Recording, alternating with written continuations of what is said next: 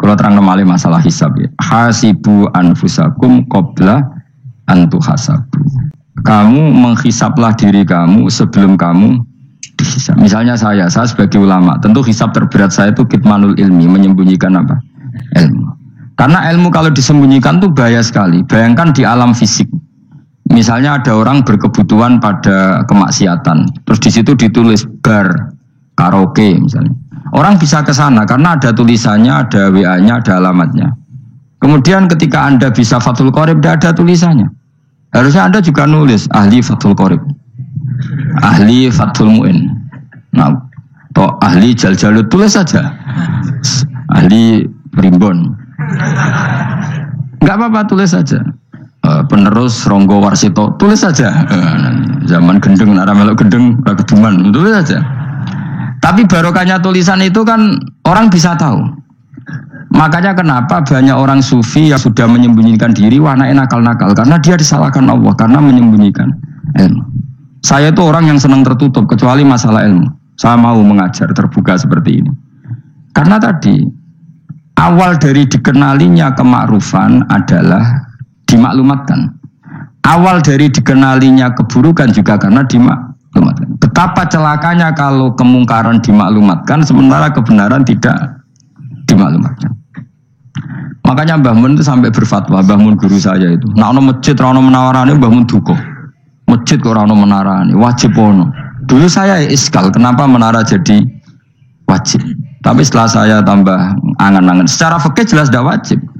Tapi coba bayangkan, misalnya ada bar, lampunya tinggi, orang dari jauh tahu itu bar, sehingga kalau mau maksiat misalnya ingin ke sana.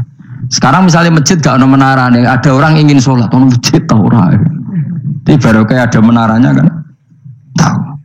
Intinya semua kebaikan itu harus dimanarohkan, makanya manaroh itu dari kata nur, dimenarakan, dari kata nur, dari kata dicahayakan, dimaklumatkan. Sehingga mulai dulu lama itu meskipun humul itu menyembunyikan diri. Tapi kalau masalah ilmu mereka membuka diri. Loh, coba kalau misalnya ngaji seperti saya ini, saya tidak terang-terangan jadi orang alim. Sebetulnya nggak baik. Kalau kamu ujub, sombong, aku orang alim itu tidak baik. Tapi kalau kita kan tidak karena ujub tadi, harus memaklumatkan. Coba berapa bapak-bapak yang tertolong nyari duhidan ketika istrinya hamil, gara-gara tulisan karena yang nolong itu. Bidan, ya kan, dokter gigi, atau kalau enggak dokter ya ahli gigi. Ahli gigi itu yang dipasang tanpa medis itu. Enggak, kamu menjadi tahu karena apa coba? Tulisan. Tapi kenapa kebaikan tidak seperti itu? Harusnya sampean ya tulis saja, misalnya sampean enggak alim saja, maklar orang alim. Siap menyalurkan ke tempat-tempat orang alim. Coba TKI tenaga kerja itu. Mereka tahu Korea, Hongkong karena tulisan penyalur tenaga kerja. Tulis saja rumah kamu penyalur ke orang alim. Nanti antar ke beduan. Kalau ada orang tanya, maksudnya gimana? Kalau butuh orang alim tak antarkan. Oh ya sudah, itu kalau se-Indonesia, itu luar biasa. Jadi yang ngajinya dulu Fathul Qorib sampai bab salat itu saja ahli Fathul Qorib sampai bab sholat. Tulis saja dalam kurung pemahaman pas-pasan. Lo coba dokter itu kan fair. Kalau ilmunya pas-pasan tulis dokter umum. Kalau dia merasa pinter dokter spesialis. Dan itu menjadi orang tahu. Tulis saya kan ke ahli saraf. Nah, lo buatan guyon itu betul. Makanya saya ini termasuk orang yang menyembunyikan diri. Tapi kalau bab ilmu enggak. Sehingga nyun saya ada sombong banyak gus-gus alim yang ngaji saya Jamul Jame, ngaji mahal. Padahal itu kitab tersulit di pondok. Tapi gara-gara saya sering cerita, saya pernah ngaji Jamul Jame sama Mbah Mun. Saya pernah mentakriri kitab ini. Ya banyak yang ngaji saya. Kalau tanpa itu kan mereka enggak tahu. Ya sampean enggak apa-apa kalau menyaingi saya. Tulis saja di rumah kamu ahli Jamul Jame. Baru diparani ahli apa? Ahli jilid. Maksudnya kalau kitab kamu rusak bawa sini. Ya enggak apa-apa. Nah, sehingga syarat utama jadi nabi itu sebetulnya memaklumatkan diri. Ya saya ulang lagi. Pertama nabi jadi nabi syaratnya apa? Memaklumatkan diri. Sehingga pertama beliau jadi nabi naik gunung Sofa, kemudian ya maksara Quraisyin halummu ilayya, wahai orang Quraisy kesini. Terus Nabi mulai manggil satu-satu, ya Bani Abdi Amanaf ke sini, ya Bani Fihr ke sini. Terus saya ini adalah An-Nadhirul Mubin. Saya sekarang diangkat jadi Nabi. Terus Abu Lahab marah-marah, tabbannaka ya Muhammad, alihada jama'tana. Muhammad, kamu itu orang sial, kita enak-enakan tidur gara-gara kamu manggil kita datang, ternyata hanya untuk urusan seperti ini. Makanya terus ada tabbat yada abi lahabi wa tab. Tapi yang iman kemudian tanya, Muhammad, kalau kamu setelah jadi Nabi, misinya apa? Saya diutus Allah untuk kamu menyembah Allah, tidak boleh menyekutukan Allah. Dan Allah memerintahkan kamu afaf. Afaf itu meninggalkan zina, meninggalkan maling, gini-gini. Coba kalau Nabi tidak memaklumatkan diri, jadi Nabi seklunak-kelunus, ketemu wong monggo nggih. Ada temu dia nggih.